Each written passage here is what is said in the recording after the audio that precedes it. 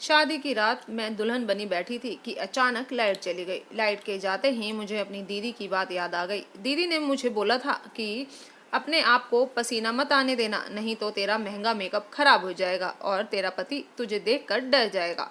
Light के जाते ही ये सब सोचकर मैं घबराने लगी क्योंकि मैं बहुत काली थी।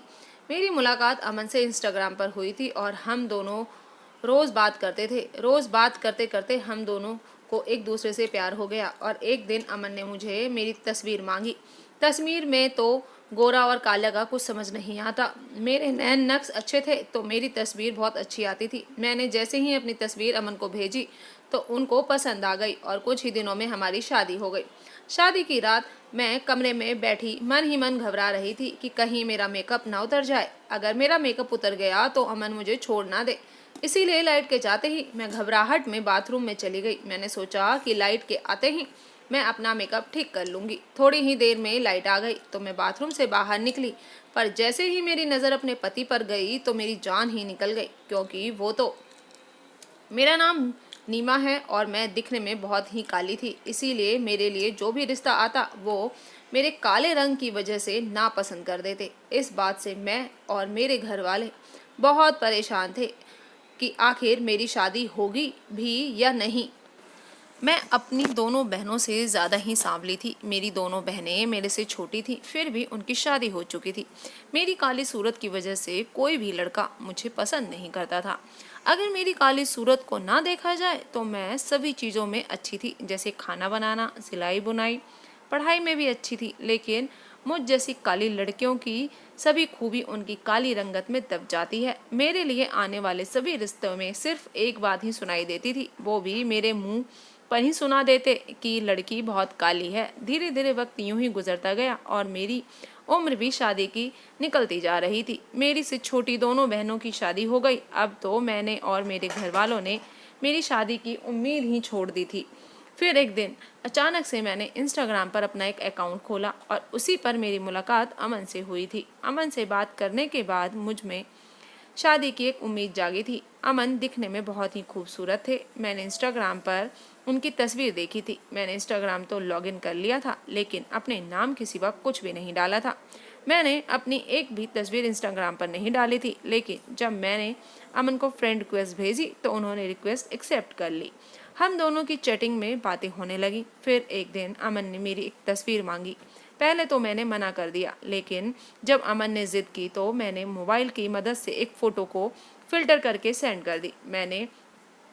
मेरे नैन नक्श तो बहुत अच्छे थे, बस मेरी रंगत ही काली थी। लेकिन फ़िल्टर करके मेरी तस्वीर बहुत सुंदर आई थी। मेरी तस्वीर देखते ही अमन मेरी तारीफ़ करने लगे। फिर बहुत दिनों तक हम दोनों के इंस्टाग्राम पर बात होती रही। कुछ दिनों के बाद अमन ने मुझे शादी के लिए प्रपोज कर दिया।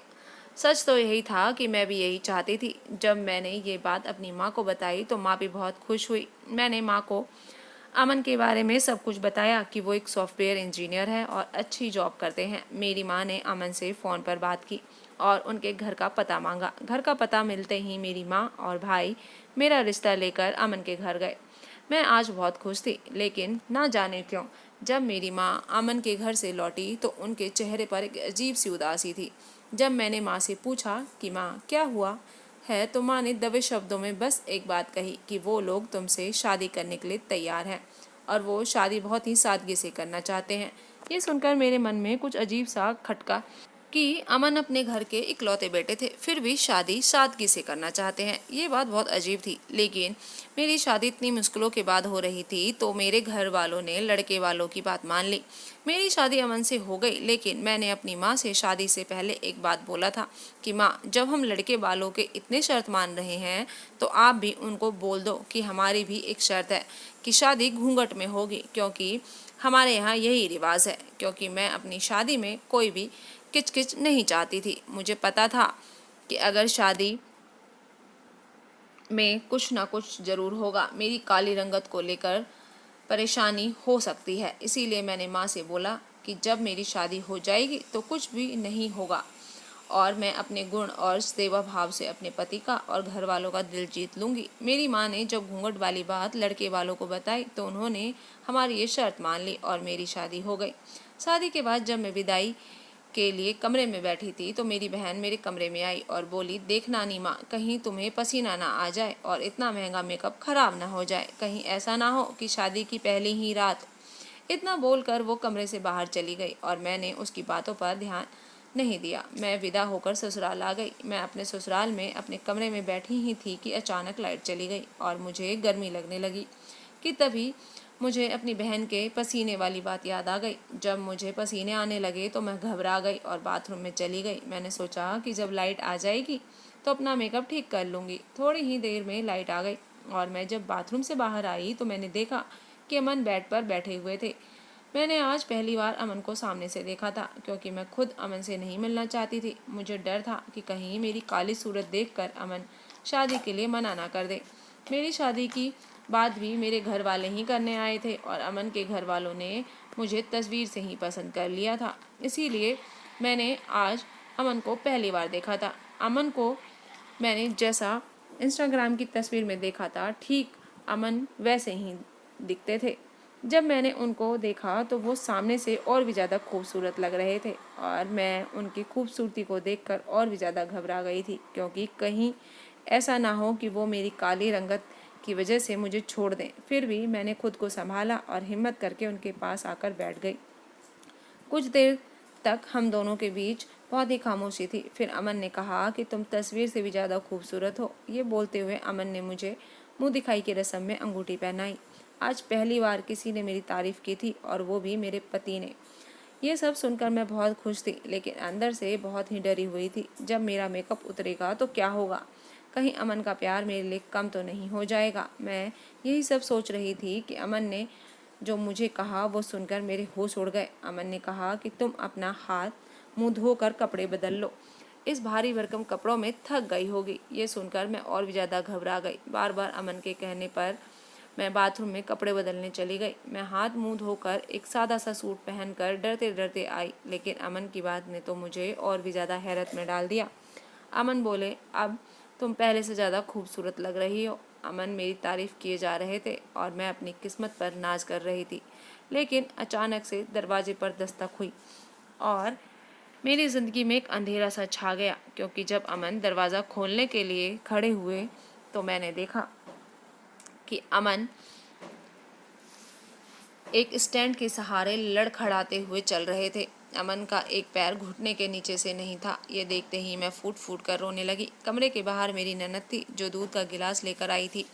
वो बाहर से ही दूध देकर चली गई। आज मुझे माँ की चुप्पी का कारण पता चला था कि जब माँ उस दिन अमन को देख कर आई थी तो उतना चुप चुप सी क्यों थी। मेरे घर वालों ने भी मुझे शादी से पहले एक बार भी अमन के इस सच के बारे में नहीं बताया। उनको तो बस मेरी शादी की लगी थी, कैसे भी करके इसकी शादी हो जाए और ये इस घर से चली जाए। यही सब सोचकर मैं बहुत ज़्यादा रो रही थी। कुछ देर तक तो अमन मुझे रोते हुए देखते रहे। फिर बोले, क्या तुम्हारे घर वालों ने मेरे बारे में तुम्हें कुछ नहीं बताया था? क्योंकि मैंने तो उन्हें शादी से पहले ही सारा सच बता दिया था। शायद अमन मेरे रोने की वजह जान गए थे। मैंने अपनी नाराज़गी जाहिर करते हुए कहा कि आपने भी तो मुझे कुछ नहीं बताया। अमन बोले, नीमा, हमारी शादी अपनी पसंद की थी और वैसे भी हमने शादी एक दूसरे के रूप, रंग, शरीर की बनावट को देखकर नहीं की है। हम दोनों तो एक दूसरे को दिल से प्यार करते थे और मुझे भी आज ही पता चला है कि तुम इतनी सांवली हो, पर मैंने तो तुमसे कोई शिकायत नहीं की। मेरा हाथ पकड़ते हुए अमन बोले, मैंने तुम्हें दिल से प्यार किया है और मुझे तुम्हारे रंग रूप से कोई फ़र्क नहीं पड़ता। मैंने गुस्से से अमन का हाथ झटक दिया और सोफे पर जाकर सो गई। अमन कुछ देर तक तो खामोशी से देखते रहे। फिर वो बेड पर लेट गए और सो गए। मेरी शादी के 10-12 दिन तो यूं ही निकल गए। मैं अमन से बात नहीं कर रही थी क्योंकि मेरे साथ धोखा हुआ था। मैं अपने ससुराल में सभी से बात करती थी लेकिन अमन से बात नहीं करती थी। अमन जब भी कमरे में आते तो मेरी खामोशी की वजह पूछते, लेकिन मैं कोई जवाब नहीं देती। अमन सॉफ्टवेयर इंजीनियर थे तो वो अपना काम अभी घर से ही लैपटॉप पर करते थे। जब मैं कोई जवाब नहीं देती तो वो खुद को अपने काम में बिजी कर लेते थे। मैंने देखा था कि अमन अपना काम बहुत ही मुश्किलों से कर पाते थे। जब भी मुझे किसी काम को बुलाते तो मैं चिढ़कर मना कर देती और गुस्सा करने लगती, लेकिन अमन को मुझ पर रत्ती भर भी गुस्सा नहीं आता था। वो चुपचाप मेरी खड़ी खोटी बातें खामोशी से सुन लेते थे। एक दिन अमन को बाहर किसी काम से जाना था। वो मुझसे बोलने लगे, अगर तुम्हें मायके जाना है तो चलो, मैं तुम्हें मायके छोड़ दूंगा। मैं उनकी बात पर हंसने लगी और बोली, क्या आप इस काबिल हैं कि मुझे कहीं ले जा सके? ये सुनकर उनका चेहरा मुरझा सा गया और बोले, मुझे गाड़ी चलाना आता है। ये बात सुनकर मुझे बहुत हैरानी हुई। फिर लगा ऑटोमेटिक गाड़ी होगी, लेकिन जब मैंने गाड़ी देखी तो वो नॉर्मल गाड़ी थी। मैंने देखा कि अमन एक पैर से गाड़ी को बहुत अच्छे से कंट्रोल करके सलीके से चला रहे थे। जब रास्ते में हमारी गाड़ी रेड लाइट पर सिग्नल पर रुकी तो कुछ लड़कियां हमें हैरत से देखने लगी और हंसते हुए बोलने लगी कि कितना खूबसूरत लड़का है और इसकी बीवी कितनी काली है। मुझे तो बेचारे पर तरस आ रहा है। उन लड़कियों की बातें हम दोनों ने सुन ली थी। उनकी बात सुनकर मेरा खून खौल गया था। मेरे पुराने जख्म हरे हो गए थे। उन लड़कियों की बातों ने मुझे परेशान कर दिया था। मेरी तरफ देखकर अमन मुझसे बोलने लगे कि दुनिया की बातों पर ध्यान मत दो, तुम मेरे लिए बहुत खूबसूरत हो। मुझे गुस्सा आ रहा था, वो समझ गए थे। फिर अमन ने एक बात मुझसे कही कि अगर निमा तुम मेरे साथ खुश नहीं हो तो तुम जो चाहो फैसला ले सकती हो, मुझे मंजूर होगा। मैंने गुस्से से अमन से कहा कि अगर मेरे लिए वापसी का रास्ता आसान होता तो मैं तुम्हें कब का छोड़ देती। ये बोलते हुए मैं गाड़ी से उतरकर घर में चली गई और अमन को बिना अंदर बुलाए दरवाज़ा बंद कर दिया। कुछ दिन मायके में रहने के बाद मुझे ये तो पता चल गया था कि मेरा यहाँ रहना बहुत मुश्किल है। अब तो मैं अपने भाई के साथ ससुराल चली गई। भाई को कुछ काम था तो भाई मुझे घर के दरवाजे पर ही छोड़कर चला गया।